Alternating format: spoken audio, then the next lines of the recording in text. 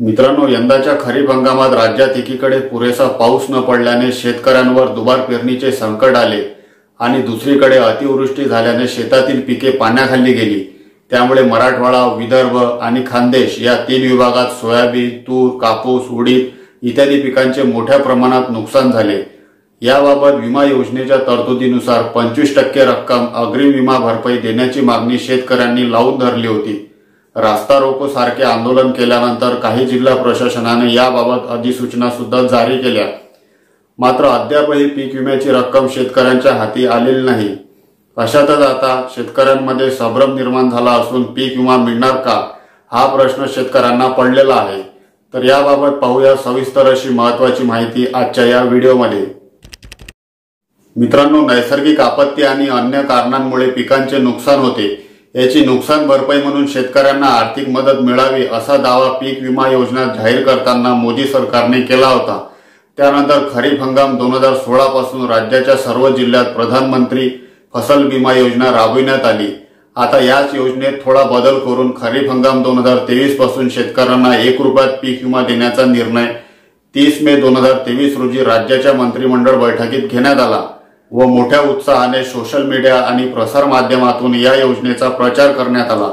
खरीप हंगाम 2020, 21 आणि 22 या आर्थिक वर्षात बऱ्याच शेतकऱ्यांना पीक विमा मिळाला नसल्याच्या तक्रारी राज्य शासनाला प्राप्त झाल्या होत्या। विम्याचे पैसे भरूनही विमा मिळत नसल्याने शेतकऱ्यांची या योजनेबद्दल तीव्र नाराजी होती। मात्र 1 रुपयात पीक विमा देण्याचा निर्णय राज्य शासनाने घेतल्यानंतर यामध्ये विमा काढणाऱ्या शेतकऱ्यांची संख्या दुप्पटीने वाढली। दरम्यान आतापर्यंत 1,70,00,000हून अधिक शेतकऱ्यांनी पीक विमा भरले असल्याचे ट्विट कृषी मंत्री धनंजय मुंडे यांनी केले।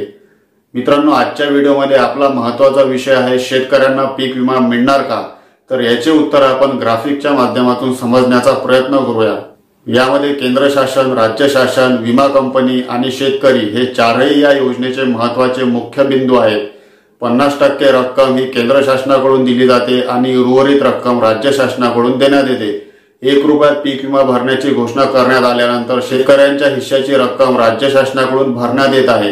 केंद्र आणि राज्य शासनाकडून देण्यात येणारी रक्कम ही विमा कंपनीकडे जमा करण्यात येते आणि त्यानंतर याच रकमेमधून शेतकऱ्यांना पीक विम्याची रक्कम दिली जाते। पीक विमा योजनेच्या तरतुदीनुसार पिकाचे नुकसान झाल्यानंतर 72 तासाच्या आत पिकाच्या नुकसानीची तक्रार विमा कंपनीला द्यावी लागते। नैसर्गिक आपत्तीने बाधित झालेल्या क्षेत्रात रँडम सर्वे केल्यानंतर नुकसानीचे क्षेत्र 25% पेक्षा जास्त असल्यास संपूर्ण महसूल मंडळ पीक विमा भरपाईसाठी पात्र ठरते।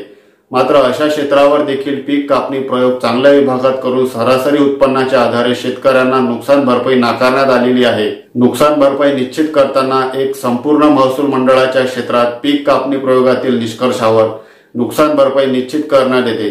मात्र शेतकऱ्याचे 50% नुकसान झाले असले तरी विमा भरपाई अत्यल्प स्वरूपात शेतकऱ्यांना मिळते।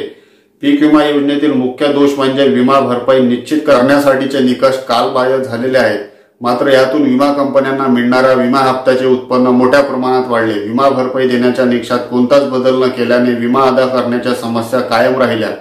नुकसान भरपाई अदा करण्यासाठीचे वेळापत्रक विमा कंपन्यांना फायद्याचे आणि शेतकऱ्यांना अडचणीत टाकणारे दिसतात। तसेच यासंबंधी शासन निर्णयात असलेल्या निकषाचा मोठा फायदा विमा कंपन्या करून घेत आहेत। यंदाच्या खरीप हंगामात सर्वेक्षण अहवाल सादर केल्यानंतर 1 रुपये पीक विमा योजनेत सहभागी झालेल्या शेतकऱ्यांना नुकसान भरपाईच्या 25% आगाऊ रक्कम देण्यासाठी राज्यातील 18 जिल्ह्यात अधिसूचना जारी करण्यात आली। 1 महिन्याच्या आत शेतकऱ्यांनी ही रक्कम देण्याचे आदेशही दिले।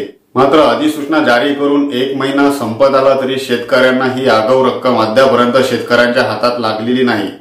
जसे की मी अगोदर बोललो होते की नुकसान भरपाईचे पैसे शेतकऱ्यांना अदा करण्याकरिता केंद्र आणि राज्य सरकार विमा कंपनीला पैसे देतात। 2023-24 या आर्थिक वर्षात पीक विमा योजना राबविण्याकरिता केंद्र सरकारने 13,620 कोटी रुपये विमा कंपनीला दिले आहेत। तसेच राज्य शासनाकडून 1,551 कोटी रुपयांचा हप्ता विमा कंपन्यांना देणे अपेक्षित होते, परंतु या रकमेतून राज्य सरकारने फक्त 500 कोटी रुपये विमा कंपन्यांना दिले आहेत।